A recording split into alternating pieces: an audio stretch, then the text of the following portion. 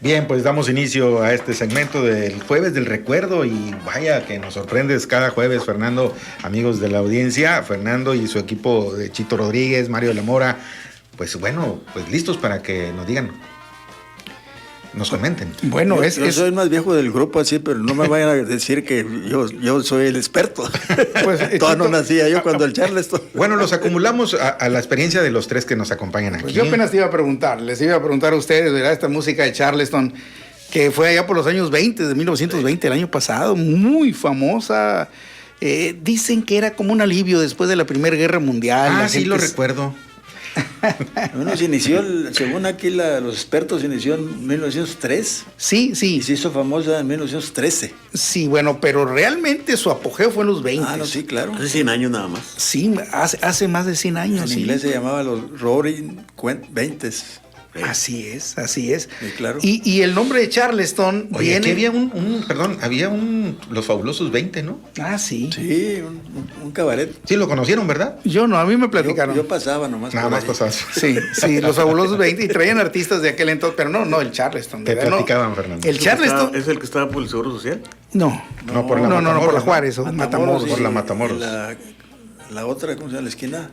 Belden o Para que vean que no Victoria. lo conocía. No, yo pasaba, pues yo estaba muy chiquito. Nada más lo miraba. Eso así. estaba en los juegos en los 60, 70. Sí, en esa esquina. Sí, yo lo recuerdo bien y yo fui varias veces, pero ahí no tocaban Charleston, tocaban música antigua, pero no tan antigua. No, esta música, la verdad que revolucionó aquí en Estados Unidos, se hizo tan famosa y se fue a Europa. Y en Europa fue todo un éxito, pero eran unos bailables medios extraños, Chito. Pues lo que pasa es que era música de gente de color, afroamericana, ¿verdad? Luisiana por allá, y son los que hicieron famosa esa música. Después toda la gente lo aceptó y lo bailaban. La blanquearon. Muy clásica el baile de Charleston, y lo aceptó la gente en ese entonces. Pues como lo vimos con la música de Elvis Presley, ¿verdad? Que realmente él se involucra dentro de una música, yo sí lo digo con todas las palabras, música negra, porque ahí está marcada en la historia, y él la convierte en música blanca. Sí. Los movimientos de él es lo que no aceptaban. Sí. Es más, no creían que era blanco. Demasiado sexy. Elvis. Sí. Bueno, Elvis. como sucede con todos los ritmos, Mario, perdón. Sí. Sí. Todos los ritmos cuando comienza, bueno, no todos, pero la gran mayoría es un escándalo.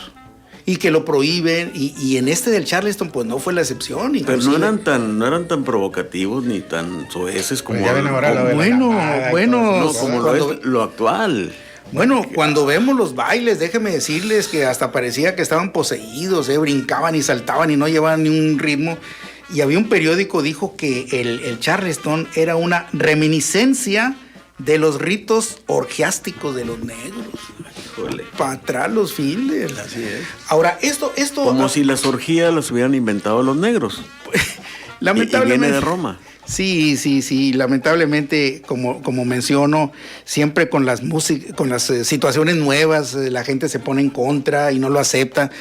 Y a veces yo me pongo a pensar, Chito, licenciado de la Mora, la música de hoy en día que no nos gusta, el reggaetón y cosas por el estilo, pues hay muchas cosas que a mí no me gustan. Yo recuerdo la música de mi adolescencia, no tanto como la del Charleston, porque eso fue mucho más atrás. Pero la música de hoy en día que está de moda no me gusta, pero yo tengo que aceptar que es lo que le gusta a los jóvenes, que a lo mejor dentro de 10, 15 años, esta música que hoy nos suena inmoral y cosas por el estilo, va a ser aceptada así como fue el rock and roll y fue el Charleston. Son modas.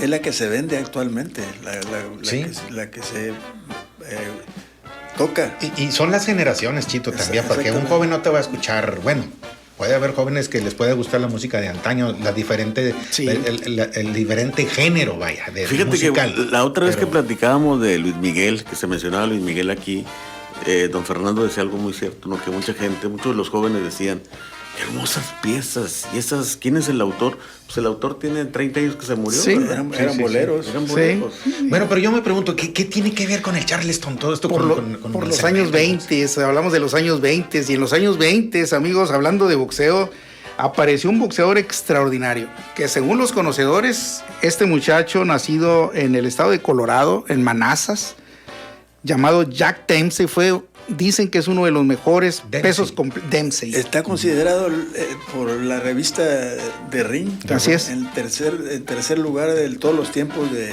pesos completos. El mejor peso Muhammad completo. Ali, Rocky Marciano. no. Sí, Rocky Marciano también lo comparan con él un poco, Chito. No, pero bueno, ya se me fue. Mohamed Ali es el número 1. El número 1, Muhammad Ali.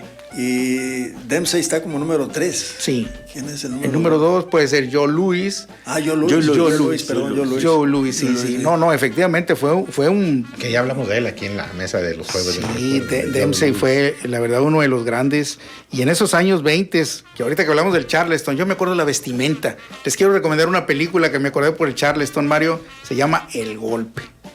Protagonizada por Paul Newman y Robert Redford, pero la manera como se vestían en aquel entonces, en los 20, para mí, la verdad... Es una película que creo que se dio en los 70s, ¿no? 73 creo que salió. Muy elegantes, el saco se abrochaba al cuadrado, ¿cómo le llamaban? Sí, por un lado, sí.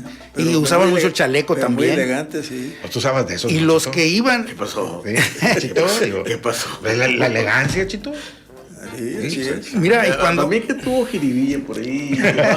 No. Comentario lleva moña. Lleva moña. Sí. Lleva jiribilla, así dicen allá en Sinaloa. Bueno, pues en esos años, en las peleas de boxeo, la gente que asistía iba muy bien vestida, la mera verdad. Jack Dempsey, cuando ganó el campeonato del mundo, fue en 1919, en una de las peleas más brutales de la historia del boxeo, amigos. Le ganó a Jess Wheeler, uno de los peleadores más altos que ha tenido la historia del boxeo. Más pesados. O sea, Más tenía mejor físico, Wheeler, ¿no? Wheeler, no, medía cerca de 2 metros. Es un basquetbolista él. No, sí, es más, de hecho... Altísimo. Jess Wheeler, antes de pelear con Jack Dempsey por el título mundial, obligó a los promotores que firmaran un documento donde él no era responsable si llegaba a matar a Jack Dempsey. Porque era mucha la diferencia, Mario. Era 1.85 contra 2 metros de estatura. Y luego en el peso había como 45 libras de diferencia. La verdad que era monstruosa ¿Y cómo le ganó Sin Jack embargo, Dempsey? a la hora de los trancazos fue muy diferente. Fue el primer Lo round. tumbó 7 veces en el primer round. En el primer episodio, en 7 Y eso es ocasiones. parte también de lo que en este proceso evolutivo del boxeo que inventó por allá el Marqués, ¿cómo se ha ido modificando? Yo estoy viendo la pelea Sí. y 7 veces, pero ¿de qué forma? Y los golpes que metía de espaldas y rumbo Por todos lados. por todas partes volteado, rumbo a los riñones y caía y el árbitro pues se hacía como que le contaba y lo mandaba a boxear y Y hasta creo que en una de las ocasiones de un golpe sacaron a Dempsey del ring. Sí, cuando peleó con Luis Ángel Firpo, el La argentino. siguiente pelea. Sí, más. Volvemos a lo mismo que contaste tú una vez, que los rings eran de 3 cuerdas Así es. y se valía que saliera, que tuviera fuera del ring. Sí. Uno de los No, y le ayudó el referee. Y le contaban 20, ¿verdad? Los 20, También. si no subía ya estaba eliminado. Efectivamente, en aquel entonces el reglamento era muy distinto. Así es. Por ejemplo, regresando a Jess Wheeler, lo derribaron en 7 ocasiones. Hoy en día ya no pasa eso. No. Se detiene el combate mucho antes. No había conteo de protección. Lo tumbaba Dempsey y lo esperaba que se levantara y otra vez lo tundía a palos. ¿Cuántos rounds eran? ¿Ya eran 15 ya? En ese entonces eran 15 Porque hubo episodios. un tiempo en que era hasta que uno quedara fuera, ¿no? Sí, no, pero ya en ese entonces ya estaba implementado que usaran protección, los guantes, y había muchos reglamentos, pero todavía otras reglas que hoy fungen en el boxeo no se aplicaban en ese momento. Al final del combate le fracturó Dempsey la mandíbula, le fracturó la nariz, le tumbó como 6 dientes. Sí. No. Fue un verdadero desastre, a pesar de la diferencia de la edad, Mario. Sí. De físicamente, ¿verdad? De peso. Y fue cuando ganó el campeonato del mundo. Después ya lo defendió en 7 ocasiones y una de esas fue frente a Luis Ángel Firpo, un argentino. En una ocasión nos habló un amigo, Mario, que para felicitarnos aquí al programa, nos habló de Chile. Uh-huh. Y tú me preguntaste que si había habido boxeadores chilenos. Yo no sé, en el momento no me acordé, pero cuando recordé a este argentino que peleó con Dempsey, me acordé de un peleador chileno de peso completo, Arturo Godoy. peleó con Sí. con Joe Louis. Que no parecía boxeador, parecía luchador por su físico. Su corpulencia. Un gordito.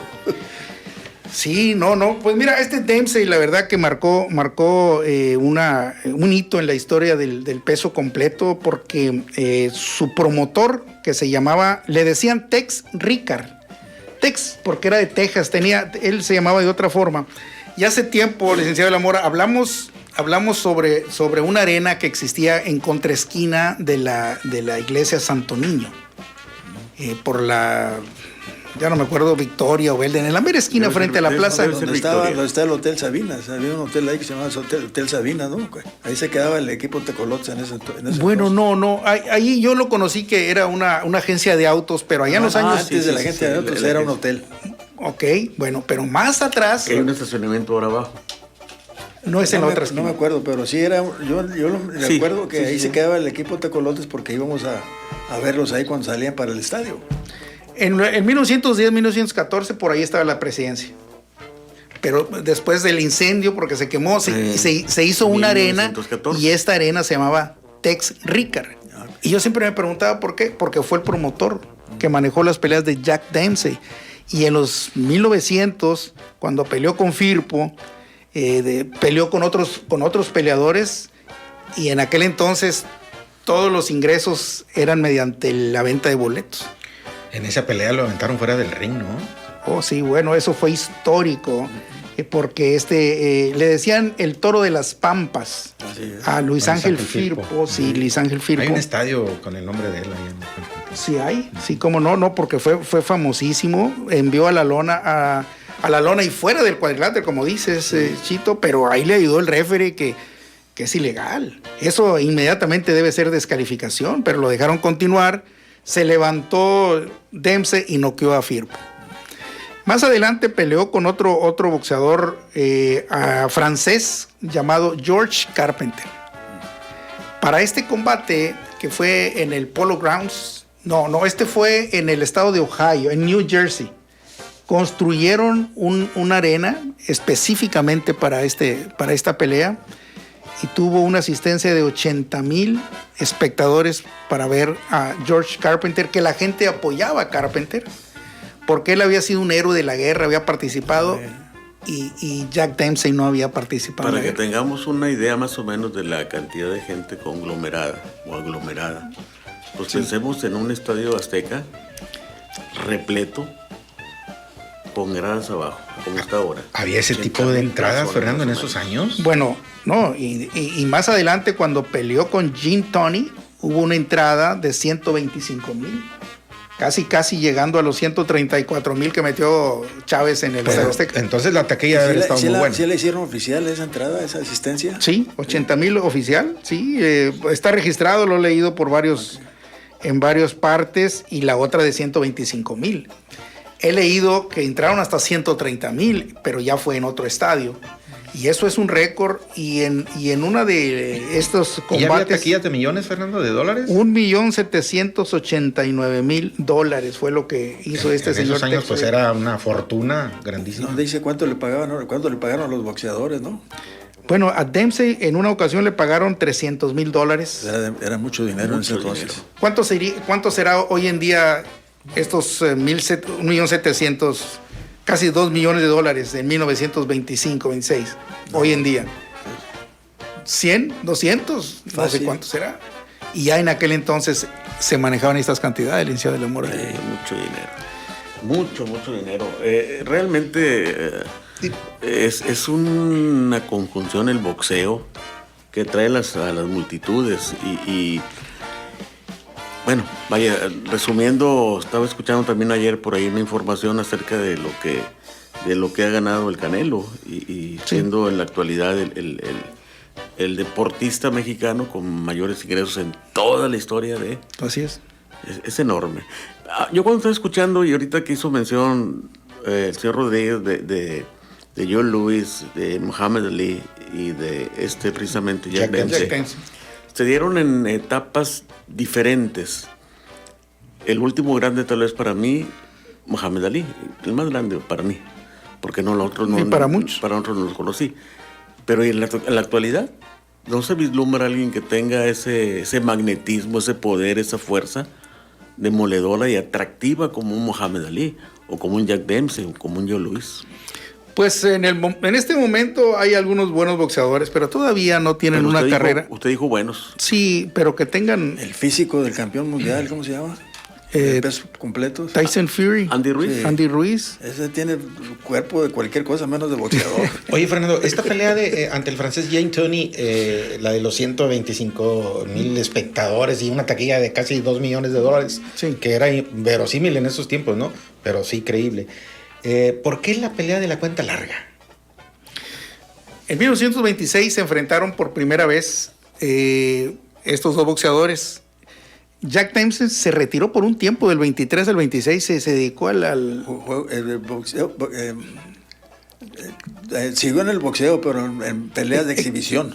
Exactamente. Y le pagan muy buen dinero, por eso tuvo muchos años en eso. Como 3 años estuvo fuera. Y aparte se dedicaba a medio meterse a la cuestión de actor de películas y cosas por el estilo. Así es. Pero ¿por qué se le llama la pelea de la cuenta larga? Battle of the Long Count. Así es, así es.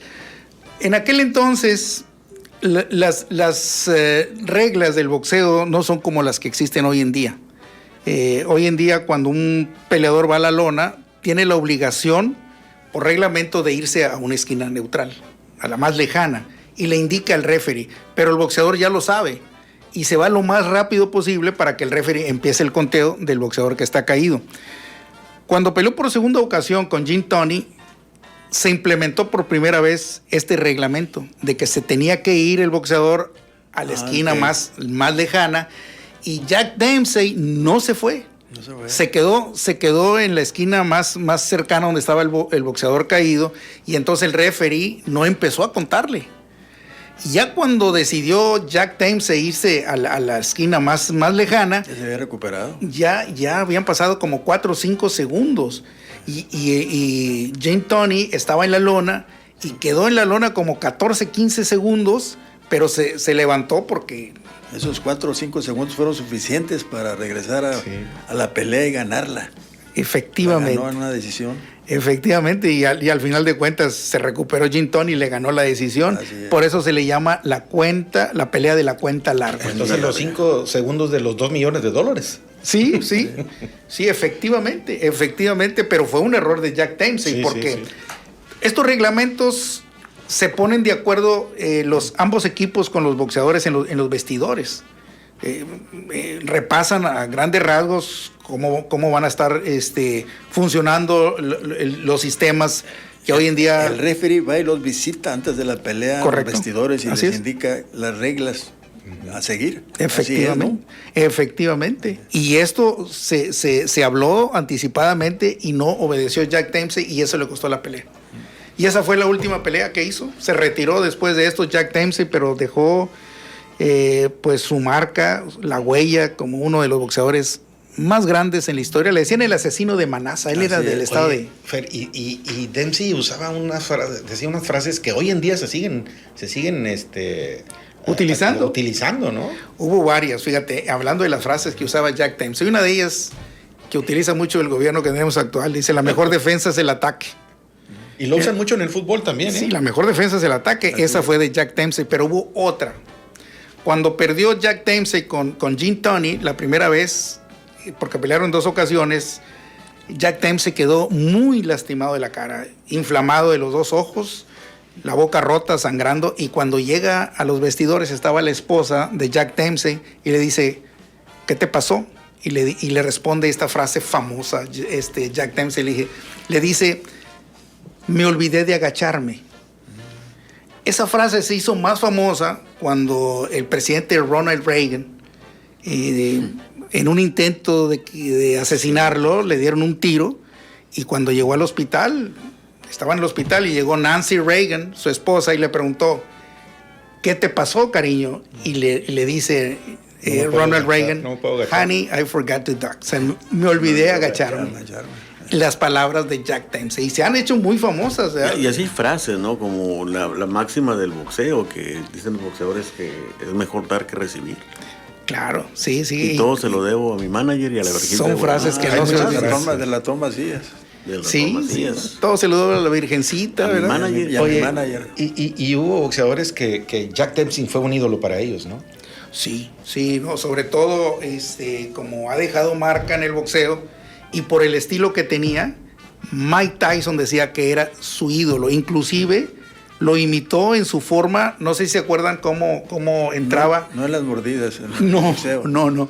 Boxeando, cómo atacaba Mike Tyson moviendo la cintura rápidamente de un lado hacia otro y de ahí tiraba sus golpes. Bueno, eso se lo copió a Jack Dempsey y siempre dijo Mike Tyson que había sido su ídolo. Creo que ya está el documental de Mike Tyson y el de Manny Pacquiao en las plataformas digitales. Muy bien. Bueno, pues le recomendamos que... Era una furia desatada Jack Dempsey, por lo que me ha tocado ver.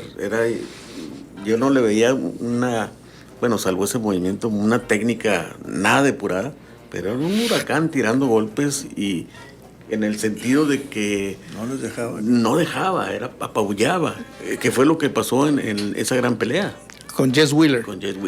Y Jess Wheeler le había ganado el campeonato al primer campeón de raza negra, Jack Johnson, y era famosísimo. Y nadie creía, estaba muy bajito, la estatura de Dempsey era, pues... Así es. Chaparro, por decirlo de alguna manera. Estarían enormemente disparatadas, ¿no? Las apuestas que hubo. No, sí.